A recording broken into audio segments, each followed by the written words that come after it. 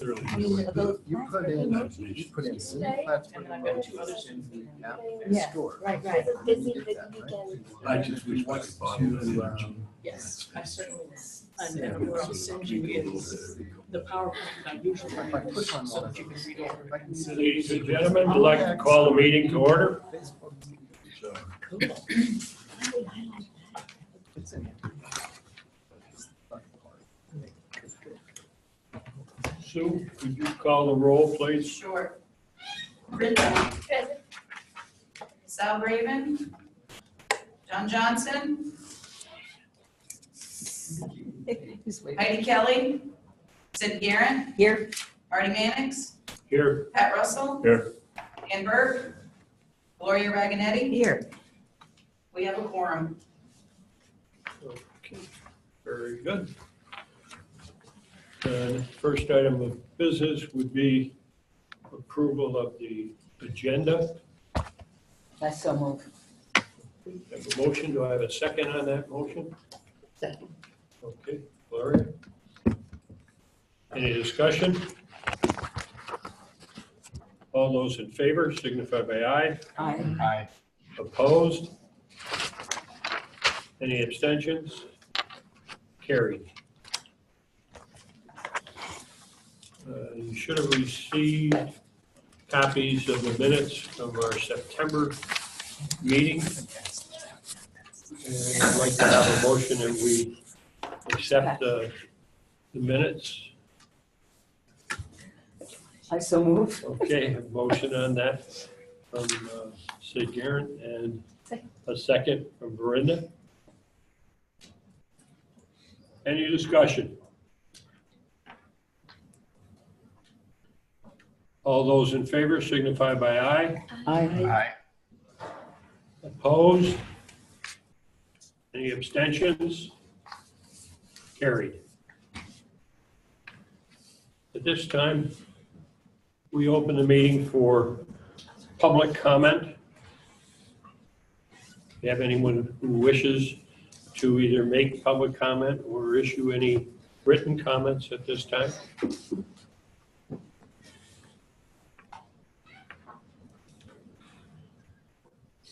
Okay. Next item would be the president's report. Dr. Etling. Thank you, Marty. Good afternoon, everyone. First of all, congratulations to Marty. On his birthday, he was elected town justice for the town of Plattsburgh. And he's going to have to miss commencement because he has to go to judge school next month to learn judicial temperament, rudiments of the law. So, but we'll commence without you. Do you have to wear a robe and a wig and stuff? I don't have to wear the wig, but I do wear the robe. Good, congratulations. Let me see, since we met last, which was in Queensbury at Adirondack Community College, it's a good meeting. Just go over a few things that have happened randomly, a few things, and then answer any questions that some of you may have. First of all, Chancellor Christina Johnson visited campus briefly on Wednesday, September 27th. She was actually here on our campus for about 4 hours. The purpose of her visit to Plattsburgh was to attend the ribbon cutting the next day at the Clinton Community College Institute for Advanced Manufacturing. But she came up a day early and spent 4 hours with us, an hour with me one-on-one in my office, and then we gave her a little walking tour of different places on campus. We took her over to see the Center for Neurobehavioral Health, and she met the staff over there, some of the faculty as well. We took her into Fine Arts Building upstairs, saw the sculpture court and met some students, and then lunch at my house with a few people. And what else, Keith? I can't remember. Oh, then she came over here and met for about an hour or so with 25 or 30 faculty and students. Some of you may be involved. Were you involved in that? Yeah. And then she left. It was a short visit, but we were actually one of the very first campuses that she's had an opportunity to visit in her short tenure so far as Chancellor of the State University of New York. One of the things, and I've mentioned this at the Faculty Senate meeting recently, one of the things that's happened here last month that will stand out in my mind, really for the rest of my life, I think, is we had a naturalization ceremony on Friday, the 20th of October. It was in the alumni conference room. There were 3 U.S. judges, a U.S. District Court Chief Judge for Northern New York, U.S. Magistrate Judge, 2 U.S. Magistrate Judges. All 3 of them are alumni of SUNY Plattsburgh. It's extraordinary that we have 3 U.S. District Magistrate Judges in Glenn Sotheby, who graduated in 1970, I can't remember. Is Chief Judge for all of Northern New York. He's based out of Syracuse. He's also, by virtue of the fact that he was on a basketball team that was really good, in our Athletic Hall of Fame. And I remember when he was here for that induction into the Athletic Hall of Fame, one of his teammates said that, well, your time on the basketball team prepared you for your current career. He had no idea what the guy was talking about. He said, because you spent all your time on the bench. Which was, so it's nice to know that even, former teammates can make jokes to federal district judges.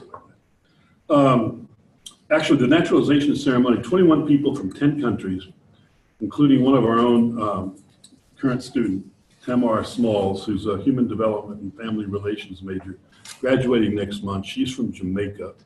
And I got a chance to welcome a packed room of new citizens, their families, well-wishers, and so forth. And one of the things I was able to point out to them, it was especially appropriate that we're natural citizens are being naturalized on this campus because Global Education told me to help me get ready to speak that since 2001, we have had over 1,200 international students graduate from this college. And they are from 96 different countries. That's 1,200 from 96 different countries. And 2 of them in recent years have been SA presidents, including you. Yes.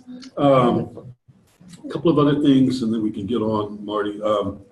I just want to say that I'm very pleased with the way that the vice presidents are tackling our budget shortfall and structural deficit. We're doing this as openly as we possibly can. That is, Josie and Mike have made several joint presentations to different constituencies on the campus. Josie, so we've been here since July 1st, has put together with contributions from other vice presidents and deans and so forth, a financial stability plan to bring us our budget into balance over the next 3 years, which is going to take an extraordinary effort, but there it is. It's been laid out for us with assumptions that are reasonable, I think, but that will still require a considerable amount of belt tightening. So I want, each of the vice presidents has been given a target for this year and for subsequent 2 years. And they are diligently at work now, coming up, devising plans to meet those targets so that we will be in balance. And the first to report on her division's plan going forward for the next 3 years will be Josie LaRochelle, and she'll do that tomorrow at our cabinet meeting. This is not easy work, but it cannot be avoided. Okay, another good thing I'll mention is that on Friday, October the 13th, over homecoming weekend in the library, to a packed house, standing room only, we unveiled a portrait of our most recent SUNY Distinguished Service Professor, Mohammed Gaber, professor, long-serving professor of accounting here at the college. His dean is here. She gets to bask in his reflected glory, as do I. He's one of our best. And every time my wife and I go on the road someplace to visit with alums, he's the person they always ask about. How's he doing? In fact, we've been able to get a couple of free meals out of that. Because once in Boston, he came along, and then he was on the invitation, actually, to one in New York. We got about 180 people out. Most people we've ever gotten to a reception in New York, because Muhammad's name was on the invitation, and we take out to dinner. Afterwards, they say, we want to take Muhammad to dinner. Oh, I guess you can come along, too. And so we do. Shameless. Anyway, Muhammad, and that was a terrific occasion, as I say, standing room only. Just a couple of personal things. I could say I'm caught up in things off the campus that I don't know how this happened, but I got the chancellor appointed me to the search committee to screen candidates for the SUNY provost position. Alex Cartwright was the provost. He left to become the chancellor of the University of Missouri. So there's this committee in place. I'm on it. The chair of the committee is Sam Stanley, who's the president of Stony Brook. Okay. And also, I'm a Middle States commissioner, which means I make about 4 or 5 trips a year to Philadelphia, where their headquarters is, on the campus of the University of Pennsylvania. And I've been appointed chair of 2 of their committees. One is the membership committee, which is easy enough. The other it starts in a month or so, and is chair of the follow-up activities in Canada Institutions Committee, which is a little tougher, because they're the ones who we have to decide on where a school falls on the spectrum between perfect and not worthy of accreditation. So to read a lot of stuff, talk to a lot of people. I'm also leading an accreditation review committee, 8 people, in March to a school very much like this one, but in the Pennsylvania public school system. It's Kutztown State University, about 10,000 students. Otherwise, it's very much like this place. I think there's anything else. Oh yeah, no more college council meetings before now and commencement, which is scheduled for Saturday, December 16th at 10 o'clock in the morning. We have an honorary degree recipient, Tom Chapin, an alumnus of the college and a folk musician of some prominence and duration, and also a member of our athletic hall of fame. Also a basketball player. He didn't sit on the bench, he was a star. So that's on Saturday, the 16th of December. And that concludes my report. I'd be happy to try to answer any questions that anyone may have. Well, at this point, as you can well imagine, in the community, the 2 items that I keep, people are asking me questions about, and I tell them I don't know because I don't. And you know what I'm going to ask you about, because they were in our local paper. Does the college at this point have any role in dealing with the students who have been accused of hazing? And at this point, is there anything that has been decided pertaining to them, either legally or within our own, or do we not get involved with discipline of these students within our own? I can talk about process. I really can't talk about anything Yes, else. I got you. Yeah. Process is simple. There's a proceeding in the courts, and the students have been arraigned, and I guess at least one alum has been arraigned. That is a process. Our police, our university police, were designated by the district attorney and the city police as the primary agency developing the information that they took to the judge and gave to him, and that's when the arraignments were handed down. There's so many of them, they couldn't all take place at the same time. There's a parallel process that will take place on this campus, and it will follow the Code of Student Conduct. And beyond that, I really don't want to comment, because it is underway in both what processes. I would refer you and anybody who's interested to the articles in the Press Republican, which I thought were pretty accurate. If you would want more detailed information, it's been everywhere. It was in the New York Post. It's been all over the place. Hazing is something that bedevils colleges and universities across the country. It's been especially bad in the last several months. They've been killing people at Penn State and other places. And it's horrible. So there it is. And we don't tolerate it. One of the most disappointing things to me was that much of what we learned in the last month took place in February, but no one told us about it until someone came forward in September. So Oh, wow. if things happen that we don't know about, there's nothing we can do about them. If we're told about them, we can move very swiftly to deal with it. And as soon as we found out, we were doing it. Brian and his staff, and especially the university police, have been very thorough and methodical. And the district attorney's office has cooperated every step of the way. Nothing but nice things to say in this process about Andrew Wiley and his staff and the city of Plattsburgh Police as well. Thank you. And the NCAA incident. Okay, here's what happened. Yeah. I wasn't there. I was back here in Plattsburgh, but apparently what happened is after they won that extraordinary game in Adrian, Michigan, they got on their bus, they went back to the hotel where there were a bunch of fans and parents and others who were in the lobby cheering and happy and so forth. They went up, they changed, they got back on the bus to go to dinner. Apparently, at some point, well, not apparently, it's on film.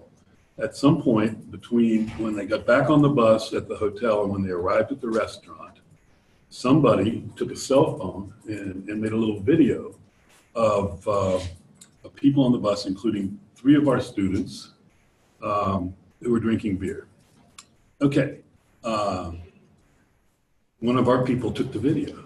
And then whoever it was put it up on, what is it, Snapchat? Oh, yeah. So somebody who doesn't like us saw it. And what they did is they waited from March until late August, early September Again. to turn it over to the NCAA.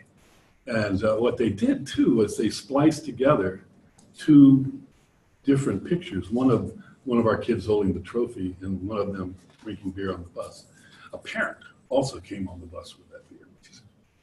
And bad decision making. Okay. But somebody spliced those together to make it look as if the students were holding the trophy and drinking beer, which they were not doing. There's a date stamp on what was submitted to the NCAA, and it's from somewhere in the Minneapolis area, and it was late March. So somebody waited until September to turn us in, but we handed them the evidence out of sheer stupidity, or let's put youthful exuberance. Yeah. Why don't we call it that? They just won a brilliant game. And as far as I'm concerned, it is an unfortunate but very small footnote on an otherwise Phenomenal season. Group of people too.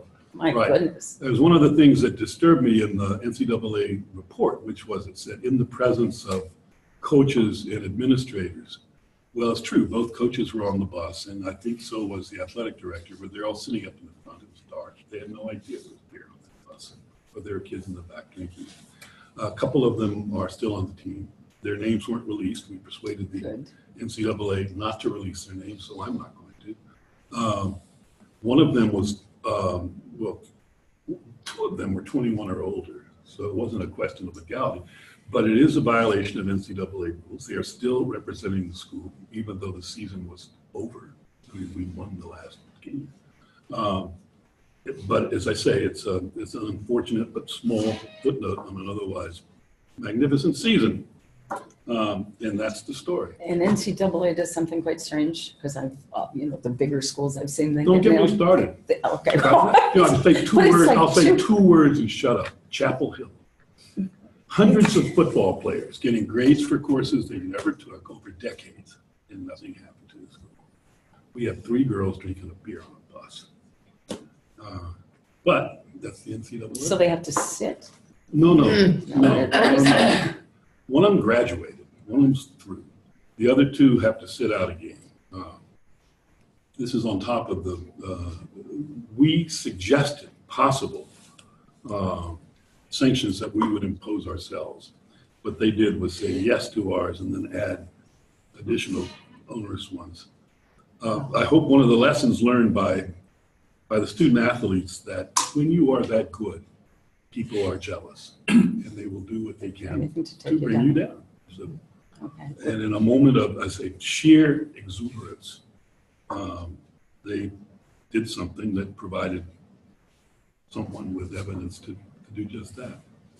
I was disappointed, but it is what it is, and we'll live with it. So, Well, thank you for addressing welcome. both of them, because I always feel much better. I'm sure the rest of the board members do too, when we can explain, you know, from your mouth, your office, what yeah, I has actually wasn't. gone I on. And I was. think it's that. As I said, I wasn't out there in Michigan. I had nothing. I had no idea what was happening until the athletic director in Brian. I guess it was Brian called me. So I have been part of the process of, you know, sort of appealing. I looked over what Mike had prepared. So did Brian, and we suggested changes and so forth. If we were to do this, if we had this to do over again, the one thing we did not do that I wish we had done in retrospect is bring the university council into it. We might have had some real significant help there. I don't know. But as it is, they did break the rules. They did get caught. Okay, thank you. You're welcome. Any other questions?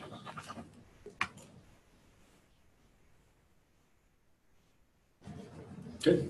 Okay. Next item of business is my report.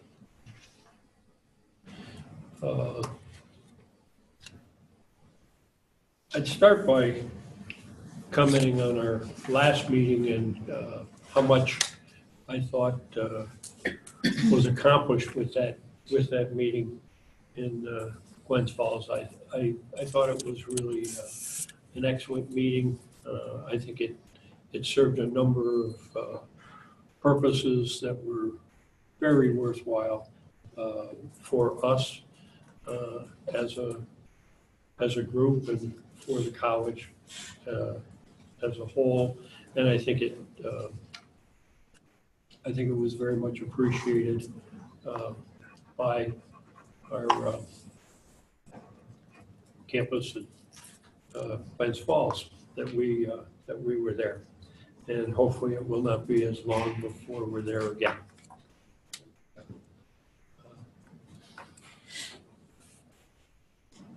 In the interim, one of the things that I've had the pleasure of doing,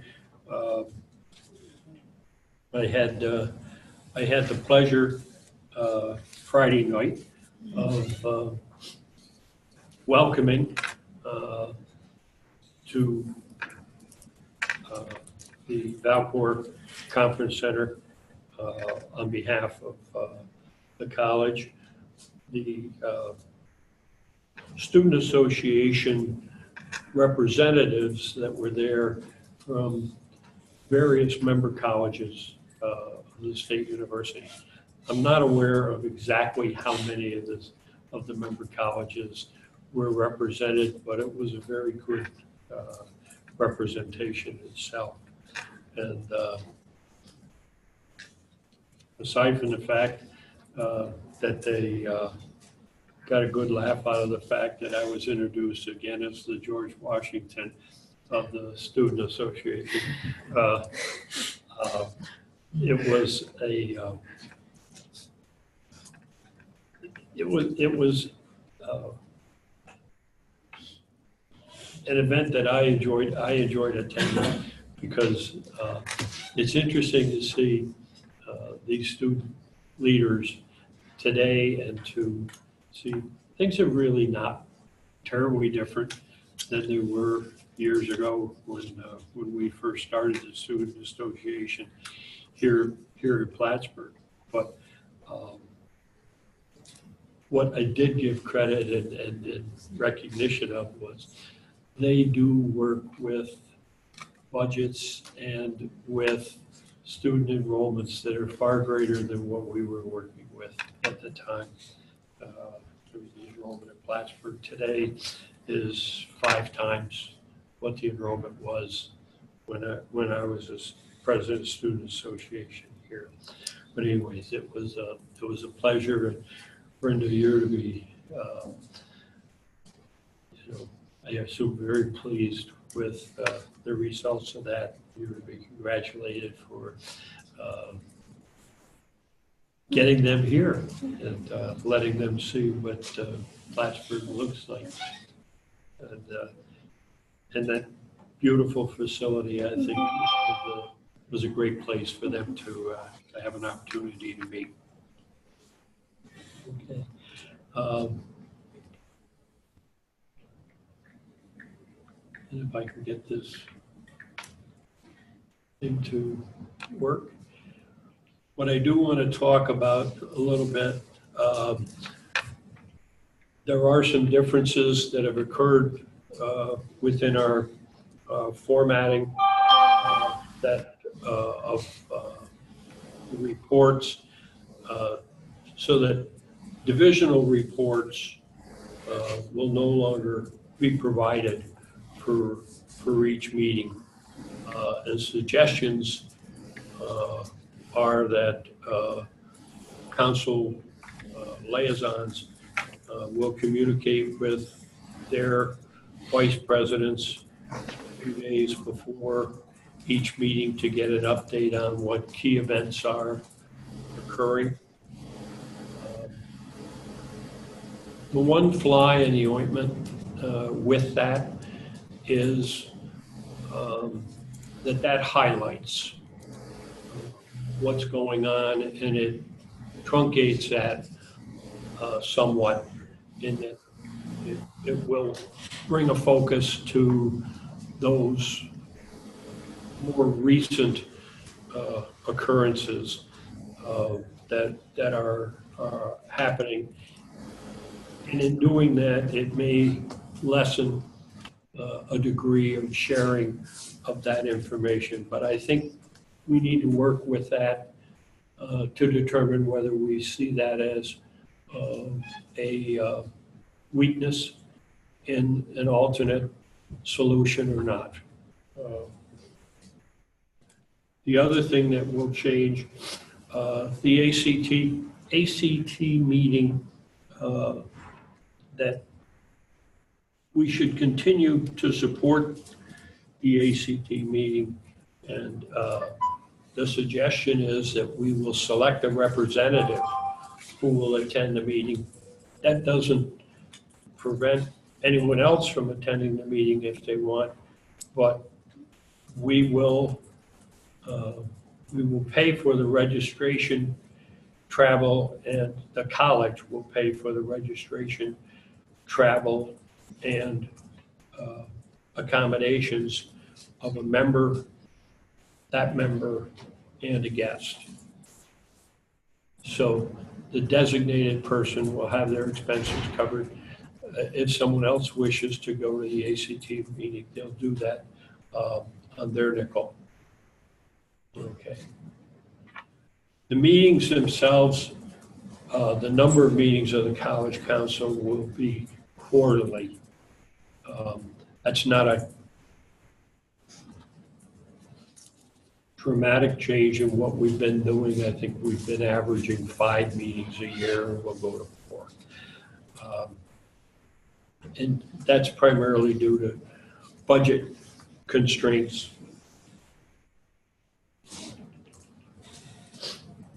And they'll continue to provide dates and agendas, and I believe that those dates have been communicated out to everyone at this time, so that you have those magic little calendars that have gone out to you so that you can enter them into your calendars appropriately for the 2018 year. Okay. And I would invite anyone who wants to communicate any personal comments or concerns regarding those changes to me to please do so. And as I mentioned earlier, I think we'll work with these for a while to see how they go. they do reflect an effort of this council to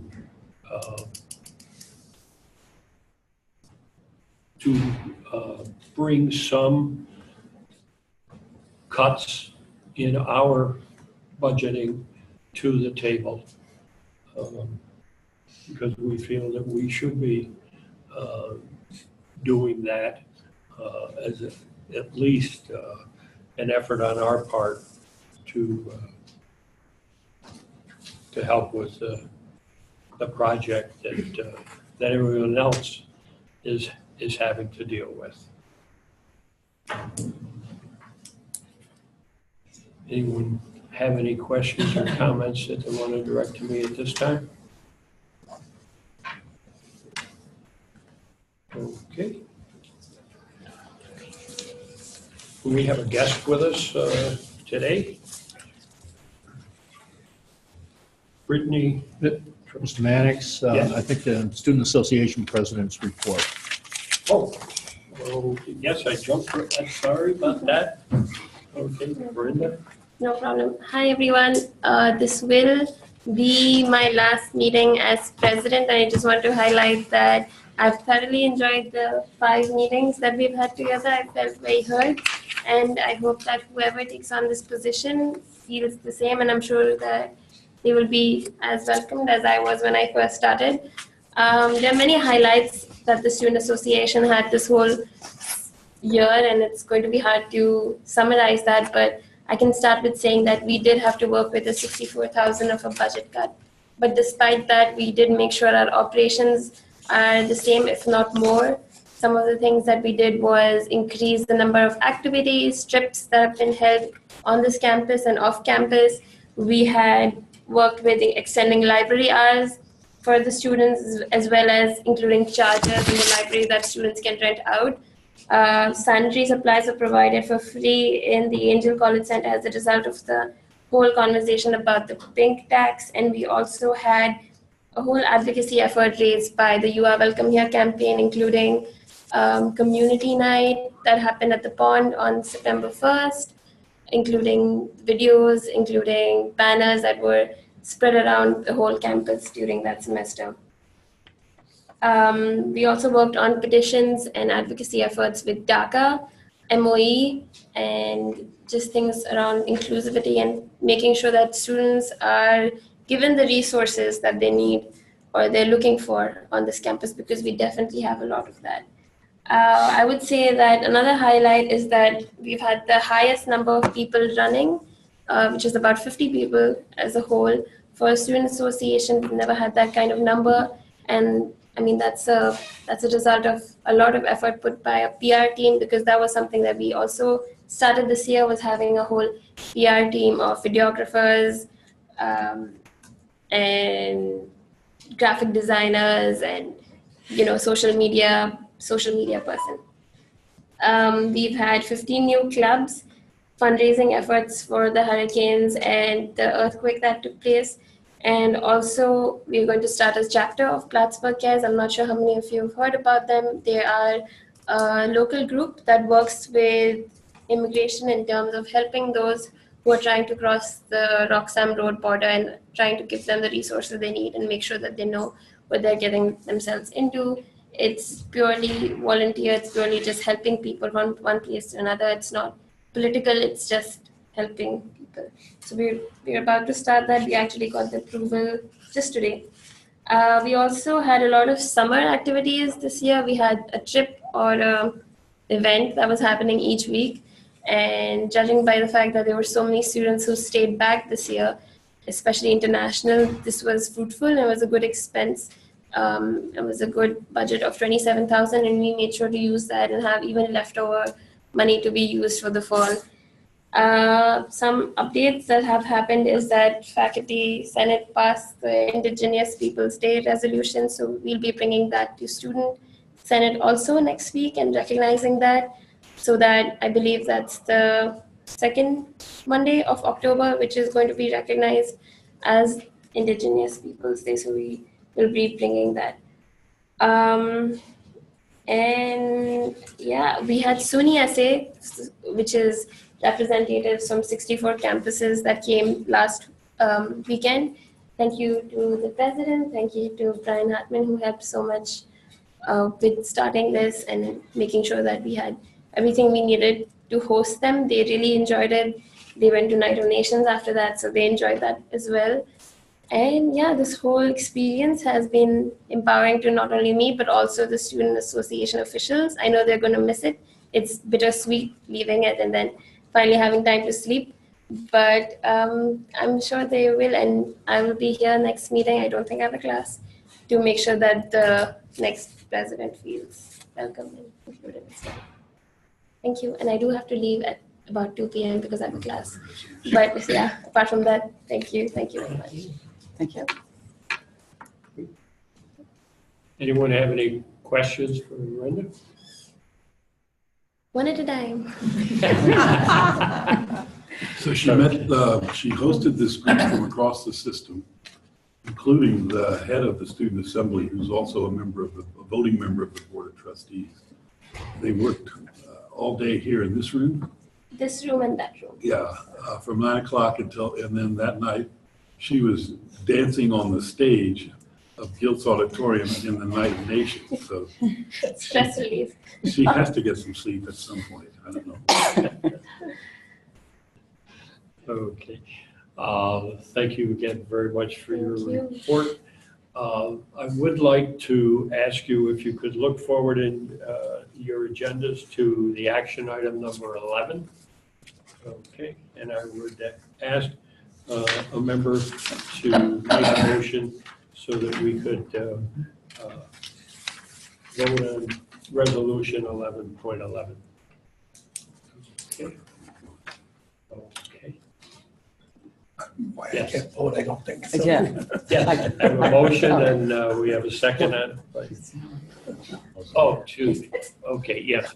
Pat want to do it, and then Pat makes a motion and we have a second on by Sid. Okay. Any discussion? All those in favor of the resolution recognizing Ms. Verinda Kumar for outstanding service as a member of the College Council at SUNY Plattsburgh?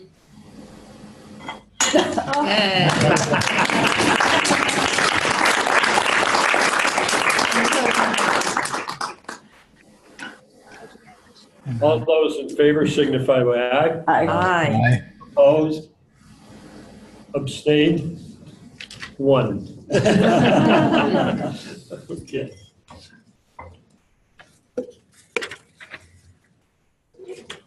Brenda, you have done a wonderful job.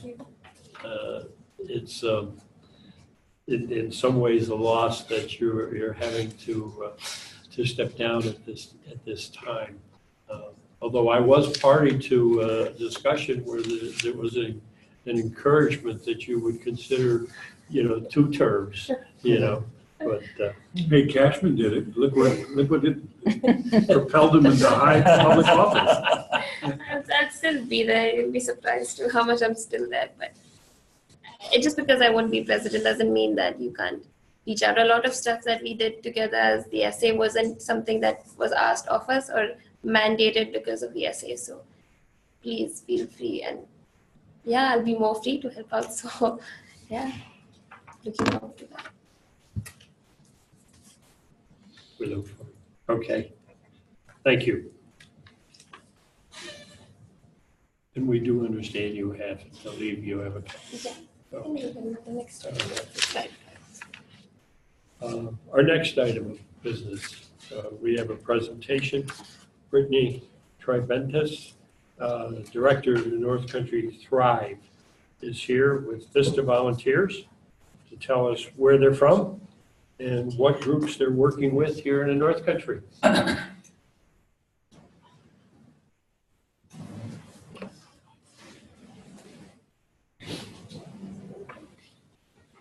We have several vistas that could make it today due to work that they're doing.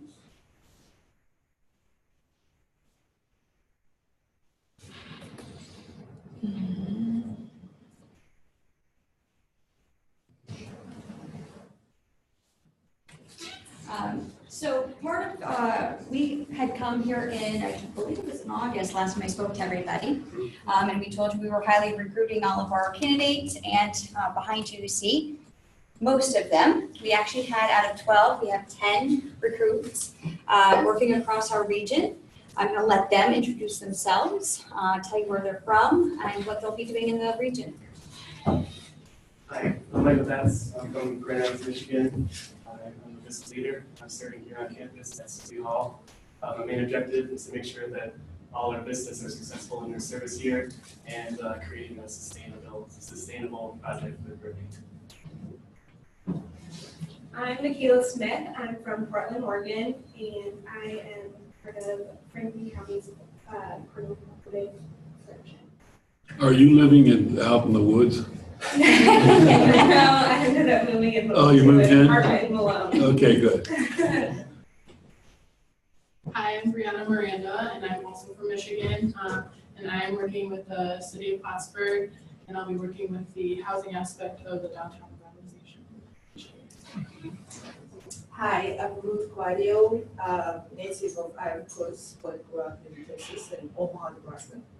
Now in Plattsburgh. So I'm a VISTA member assigned to the PTech program here in Plattsburgh, and my role is to make sure that the student receive the mentor that is necessary in order for them to be ready for employment after K-12 and post-secondary school. Hi, my name is Heather Schaff. I'm from Rhinebeck, New York. I'm the project manager for North Country Drive here on campus. And I'm working to create consistent branding and marketing for North Country Drive, and also creating templates to disseminate the important outcomes from data that Thrive collected to the public. Hi, I'm Andrea Zilli. I'm from Boston, New York, and I'm working at Cornell Cooperative Extension in Clinton County as a 4-H STEM educator and outreach. We also have one of our supervisors, business supervisors. Proud alumni of Plattsburgh State, and also have a child here right now. Just a trip back in time. That's another story, but I am the coordinator of Veteran Day PTech. Very happy to have Ruth and all the VISTA members on board. We also have Stephanie Uber, who is doing our grants research specialist and developing databases. She works here on Sibley. We also have Daniel Goldstein that will be starting with us next week. He's actually at his training right now for his PSO, and he'll be doing some curriculum with our heritage museums across the region to connect with some of our P12 as well as our local families. And then we also have Peter Haynes, who works with data and some outreach specialist pieces, trying to connect some of our nonprofits and organizations that we're working with.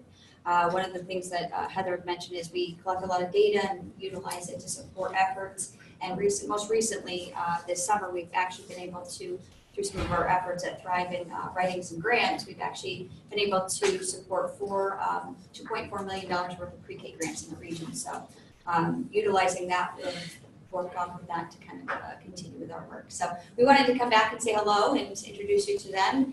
You'll probably see them on campus. They come here at least once a month for PD and doing other outreach as well as some recruitment for next year and getting some more supports across our region in Essex and Franklin County as well. So thank you.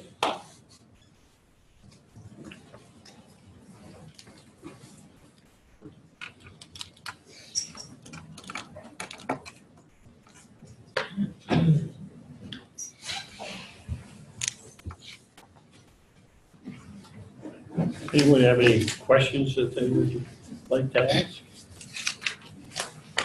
Okay. Well, we would very much like to thank you for the presentation, and we want to tell the students that are here that we really appreciate the fact that you have joined VISTA and you're willing to come to the community, and we look forward to seeing you within the community and hope to see you on our campus, and hopefully we'll hear some more from you. Okay, it'd be great to get a follow-up and to get feedback on your experiences. Thank you. Thank you.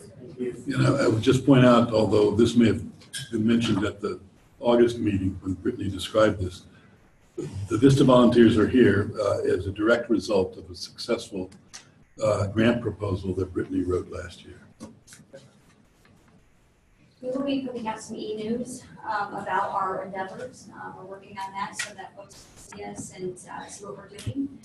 So we make sure that you can become that listserv so that you can see kind of our adventures and what they're learning. And I'm sure they do some great things in the community. So I'm excited to see it. Good. Excellent. Okay. Thank you again.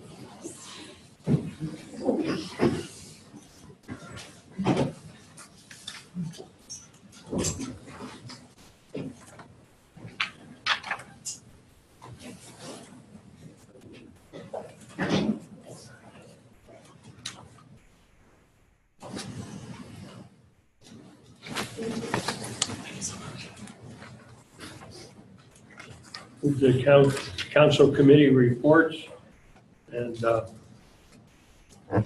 Gloria, are you going to?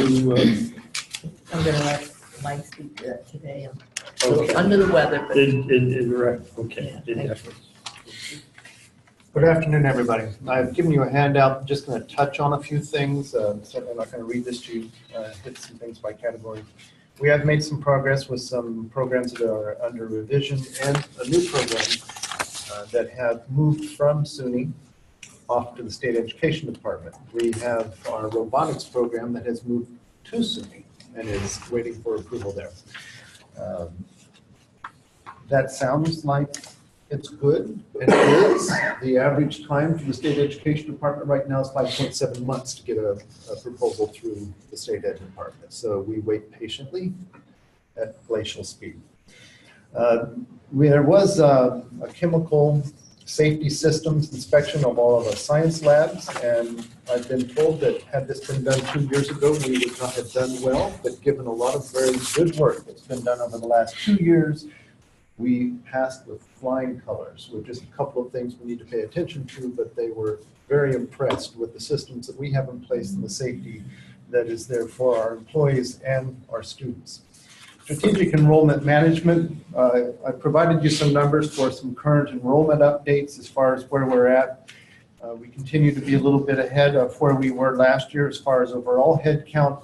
I'm also pleased to let you know that as we do a tracking of a date by date from 1 year to the next, we are also ahead of where we were last year at this time for students for the spring semester. So keeping our eye on that, still wanting to hit our target of 365. And it's always good to get some more students in the spring, because of course in December some graduate. So getting those numbers back in is important to us. So far, so good with that. I also can let you know that our Starfish implementation team met last Friday, and so we're making progress on this software package and the type of work that we will need to do to provide just-in-time alert systems for our students who need just a little bit more help. Sitting here today, Wendy Gordon is on that team.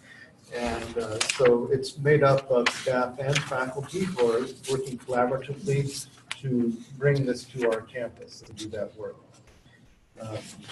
Moving on to marketing, we are trying to meet a deadline of, particularly I'd say January 1st, of rolling out a brand new website that you will see. And so we're trying to get all of our academic pages moved over into the new website by December 1st.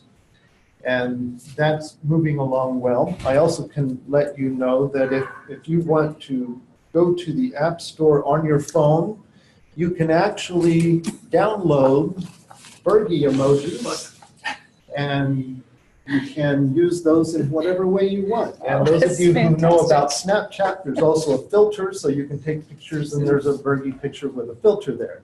So play with our new emojis. They're showing up everywhere now, and it tells you in here how to access that.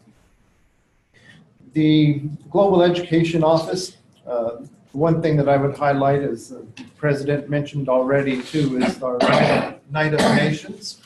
That was a wonderful event on campus that involved a number of our international students providing some cultural experiences for us that were some traditional dance and then some more modern dance from their countries. And it certainly highlighted the importance that we value, and that is diversity on our campus. Other things that you can look at under GEO are some trips that are planned for the future. You might be surprised at all the places around the world that some trips are being planned for some classes. The Institute of the Institute of Ethics in Public Life, there were a couple of things they've done. We celebrated Constitution Day, but there also was a wonderful event out at Valcor with Jewish Studies programs from a number of very nice prominent places, if you will. Dartmouth was represented there. We had the University of Toronto, University of McGill. As you can see, we also had Concordia. It was great to have everybody there talking about the curriculum of Jewish studies. Some very great scholars from these various areas were there, and I heard it was a fantastic day. So we were able to host that at our institution. Center for Community Engagement, I've provided one thing for you. For those of you who know Dr. Bria Willingham, she's in our criminal justice program, is going to be participating in the States of Our Incarceration Project. And as you'll read a little bit more here, it has to do with education in the prisons, and there's a very positive benefit to that. So she is focused on that work, and we're happy to have her do so. Branch Campus continues its work on our dual enrollment or dual admission process.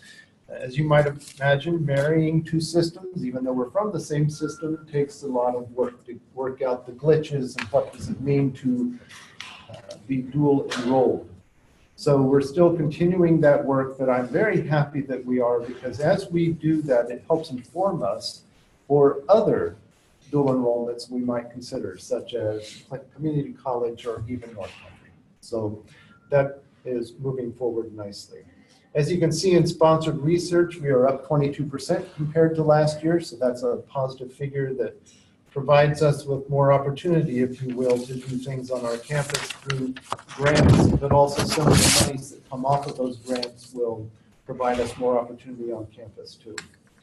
Finally, if you have the opportunity, this Friday at 3:30 in the library, we are having our celebration of scholarship. It's a little bit different than in years past in that we will have the featured scholars doing some presentations that will be very short, but they are going to be able to highlight some of the things that they are doing in their research. And I think you'll enjoy it very much if you can come join us. So their names are provided here. Even somebody from the branch campus will be here this year. Please join us this Friday if you can. End of report. Questions, anybody?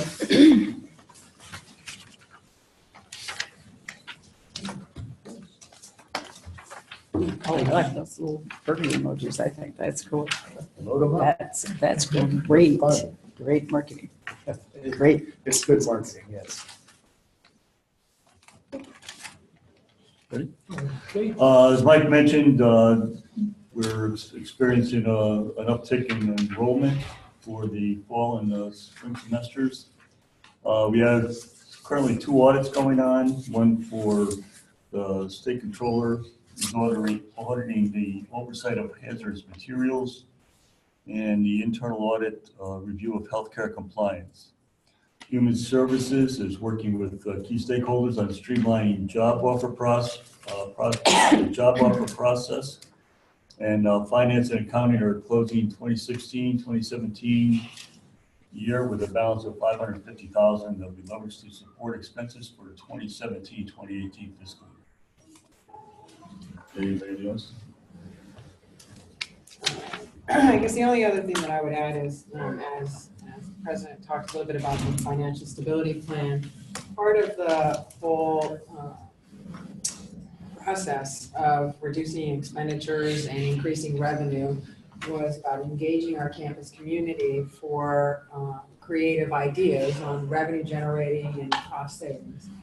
And we had an online process for people to submit areas where we could focus on, as well as in the month of October, we had coffee with Clark Foster is the Associate Vice President for Finance. And we ended up having over 122 items submitted for us to deliberate and investigate on how we could save costs and or increase revenue, which is fantastic. A lot of really good ideas. 122 means now we have the wonderful pleasure of kind of trying to figure out which ones are viable and which ones to proceed with. And so you'll get some more information probably at our next meeting. I can have a summary of kind of some of those ideas and which ones we're moving forward with, and when you might be able to see some of the benefits of those processes. So I was just really pleased with the amount of engagement by the campus in regards to that. Yeah, really, really positive. Everybody's really participating, and it is an entire college situation that we're in, and really great partnerships. So. Thank you. Next up would be community and government relations. Thanks, Marty. Can you hear me? Yep. Okay. On October 25th and 26th, Keith and Mike Simpson attended a SUNY meeting in Washington, D.C. At that time, they met with Patrick Hester, who's the legislative assistant for Congresswoman Stefanik, and they discussed possible changes that may be occurring in the Higher Education Opportunity Act. This act was last reauthorized in 2008. I believe, if I'm not mistaken, that it should have been reauthorized again in 2015, but things move slow in Washington, and hopefully by 2018, this act will be reauthorized.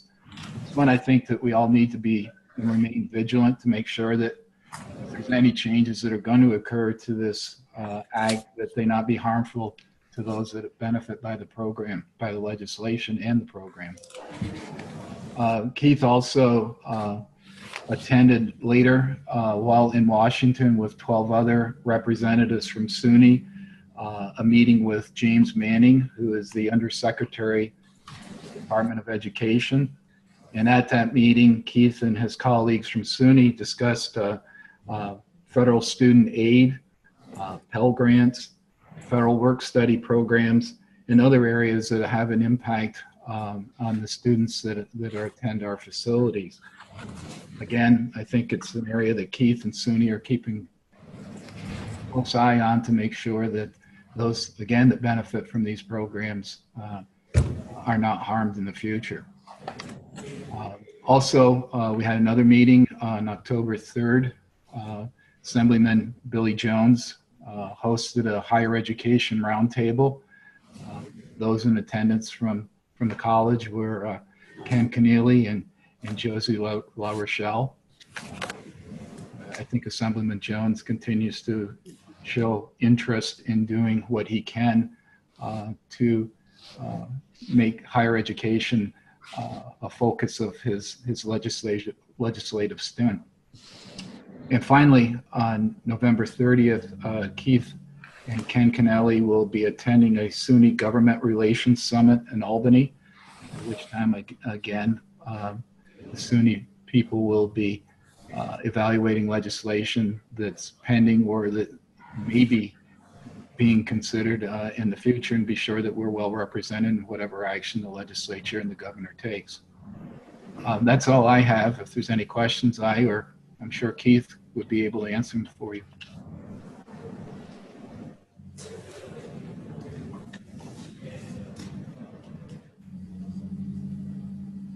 Thank you very much.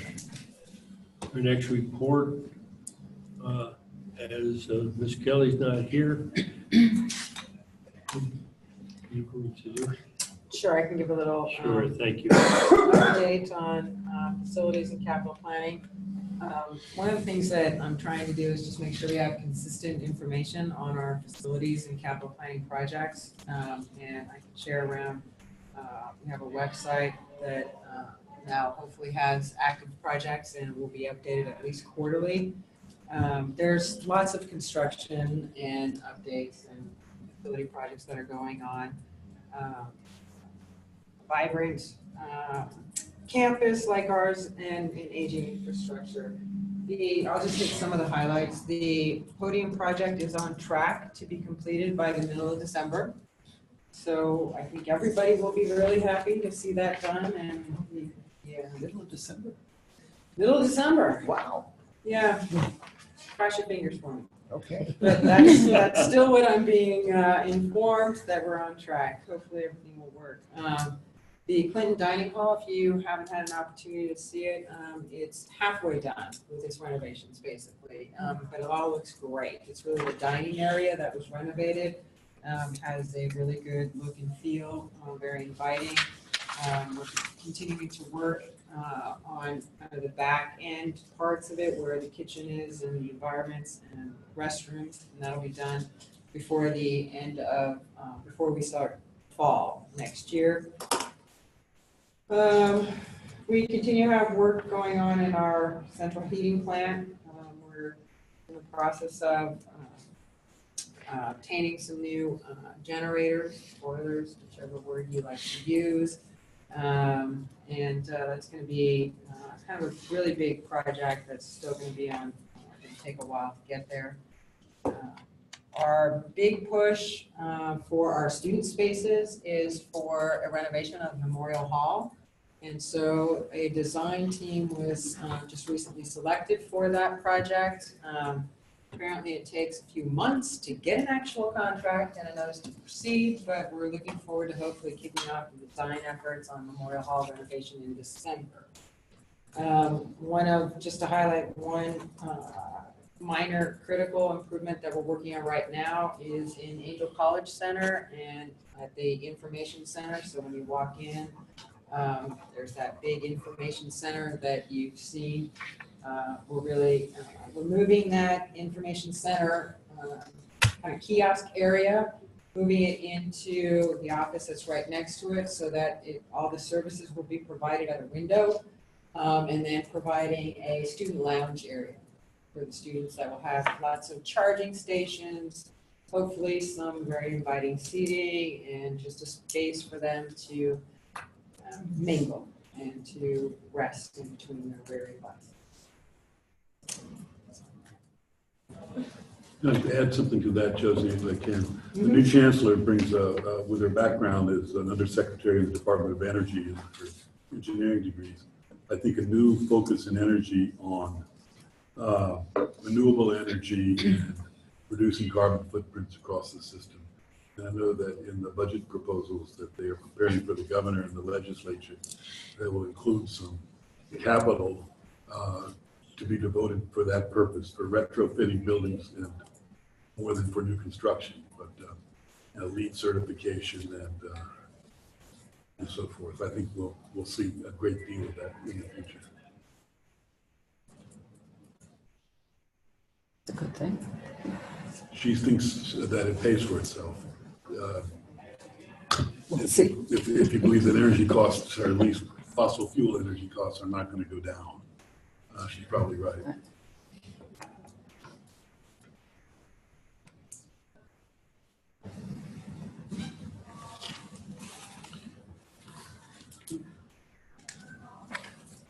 Institutional advancement, David? Yeah, I'll just touch briefly on a few things. The alumni office this semester has so far worked with, has either led or assisted in the organization of 20 local and regional events. I'll touch on a few of the highlights. More than 500 people celebrated homecoming weekend, October 13th and 14th. 300 alumni and friends participating in the bonfire and Battle of the Bands, and as Dr. Evans mentioned, the unveiling of Dr. Gaber's portrait in the library.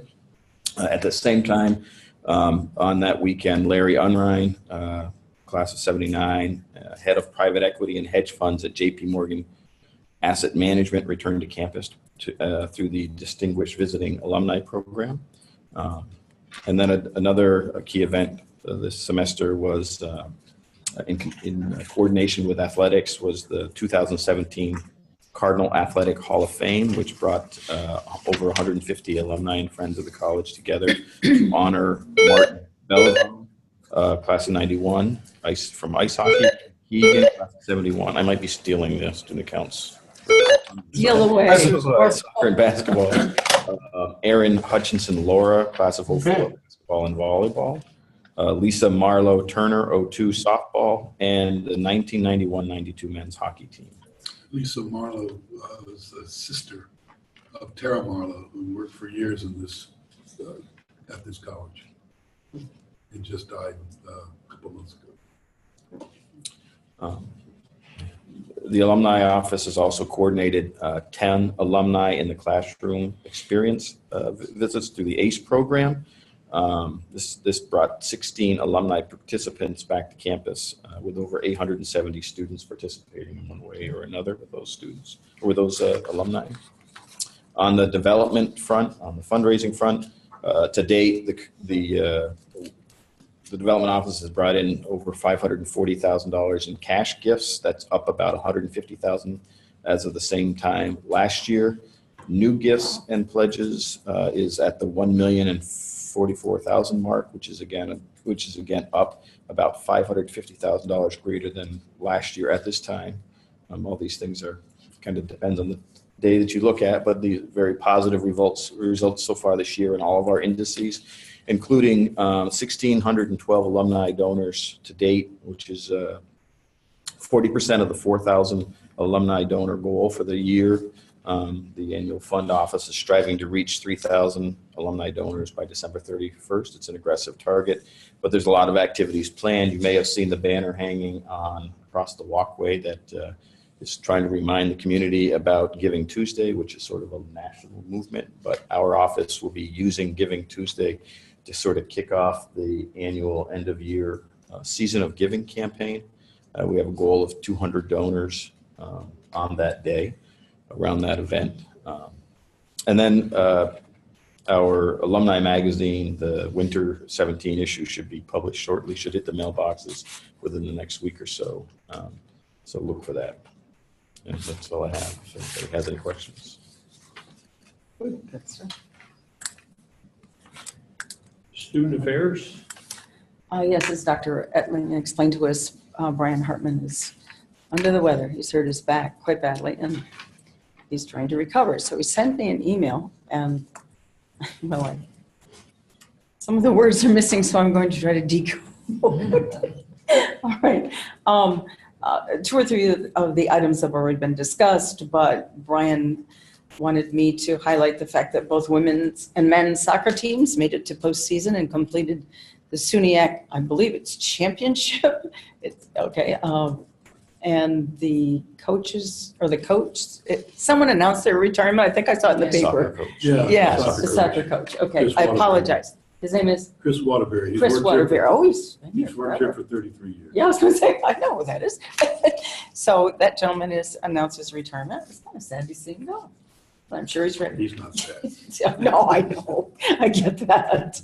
Okay, and both our women's and men's cross-country teams placed 15th out of 40 in the NCAA division, and that, I lost that word, but it must be the divisional SUNYAC. Yeah, okay. I apologize. Help. It's David. What is it? Oh, I'm not sure. Our cross-country team. Oh, okay. All right. I know David, for most of David plays rugby. He's not yeah, he played a little football. I remember that. I did, yeah. All right. Steve Matthews and Michelle St. Ange are leading the division in the development of a communications something or other new website.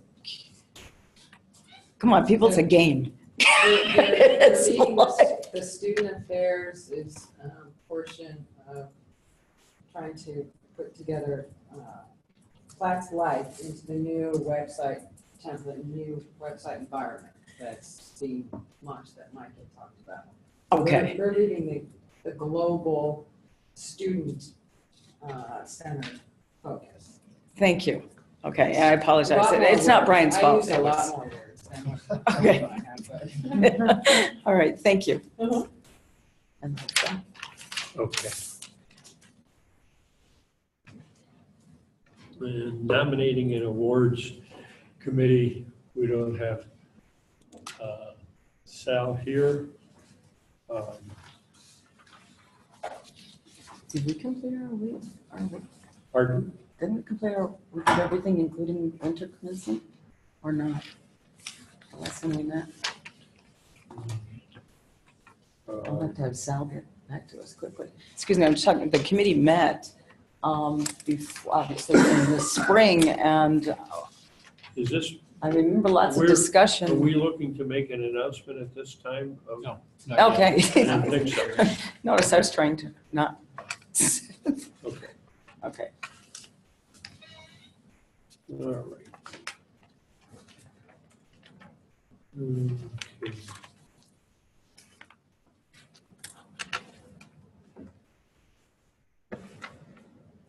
We've done that resolution. We need a resolution 11.2, a motion to appoint a college council vice chair. Ms. Kelly is our current vice chair, okay, and would be up for renomination. Could I have a motion? So move. Okay, I have a motion by Sid Garrett. Do I have a second on that? I have a second by Pat Russell.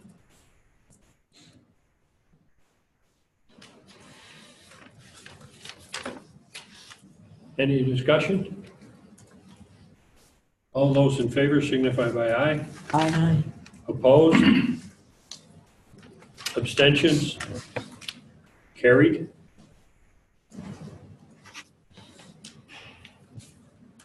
Okay. Now entering the campus governance part of our agenda. Dr. Gordon? All right, ready? well, Ready? I was totally going to coast on Dell's coattails, and then he ditched me. So basically, it's obviously that time of semester when we're all mostly interested in finishing classes. There's not a whole lot to report regarding faculty shared governance, and there is, both at the campus level and at the SUNY level, the beginnings of rumblings about talking about general education again. And at this moment, it was so painful last time, I don't want to frighten anybody. So right now on the campus level, the Senate committee is talking about ways to globally assess general education, because all that we have ever done is assess individual categories. Are they learning history? Are they learning math? And we're gradually working towards saying, what does a generally educated person look like, and how do we measure that? How do we tell? And so right now it's really just this collection of describing outcomes, trying to figure out what is it we're actually trying to do, and then we get to measuring whether or not we do that, and this will take a while for the whole process to work. Meanwhile, at the SUNY level, it's larger than just the SUNY Faculty Senate. I'm attending a meeting on Friday that includes some faculty members and some provosts and some other administrators, like lots of different stakeholders, asking the question of what should SUNY general education look like for the 21st century, because the program that we're working with now from SUNY was really created in about 1995, and information and knowledge and education have changed an awful lot since then. So at the SUNY level, they're again just starting to talk about what should general education look like, and how do we maybe get there without undoing all the good work that campuses have done in the last 10 years in trying to have a good program under the old system. So that's a very complicated piece that they're expecting to take several years. The goal of this statewide committee is only to put together a white paper of what's going on out there. How does what's going on out there compare to what's going on in SUNY? And then the second year will be more of talking about what should we do. And they don't expect anything to come out of that committee for another year after that. So they're looking at least a 3-year process. So I get to talk about Gen Ed a lot in the next few years, and it'll be fun. Just talk slow. I'm working on that. You know, I always jump to the end. It's like I work through the process. And that's really all that's going on in the Senate, which isn't much right now. Faculty Senate, He went to Yeah. class. missing in action. He's teaching class. Yeah, he said We he'd know be, exactly where he is. he said he'd be out of here by 2. Okay. Mr. Harsham? So we're waiting on Governor Cuomo to get serious about sitting down to finish up a contract. There doesn't seem to be any significant stumbling blocks in the negotiation process, other than the state just hasn't really wanted to get it done yet. We're hoping that there will be one by the end of the year, in January, but that's just a guess. In all likelihood, it'll be very similar to the CSEA contract that was ratified. We're trying to stiffen, or I should say, strengthen our department rep process, and we'll be having our second department reps meeting this Wednesday coming up. This will be the second one this semester. We had a general membership meeting several weeks ago where some of the statewide officers came up and spoke to us about membership, about political action, vote cope, the money raising for the PAC. We've had 2 academic evaluation workshops that we put together with Provost's office and HR, and one for professionals. We have another professional evaluation workshop coming up on December 6th. So the professional workshops are interesting, of course, because they work for both the employees under review, but also the supervisors, because many of the supervisors are also UUP professionals. So the evaluation workshop for the professionals is for both supervisors and the supervised, that's what I'm saying. We're looking to have our winter mixer at the end of the semester. I got a call. Our entertainment coordinator is working hard on it. So that's pretty much it. We're concerned about, as is everybody, with the budget situation, and we're ready to do whatever we can to help with the employees as times get rough. So.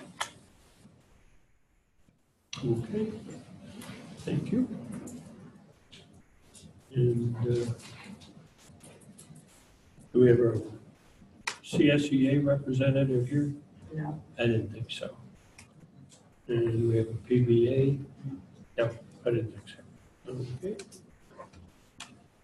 Any old business to be brought before the council? Any new business to be brought before the council? Then we would be happy to entertain a motion and we adjourn. Pat Russell? And a second? I'll second. Okay, Gloria? All those in favor signify by aye. Aye. Opposed? Carried. Thank you very much. Appreciate everyone being here. Our next council meeting is February 12th. Okay, in this room.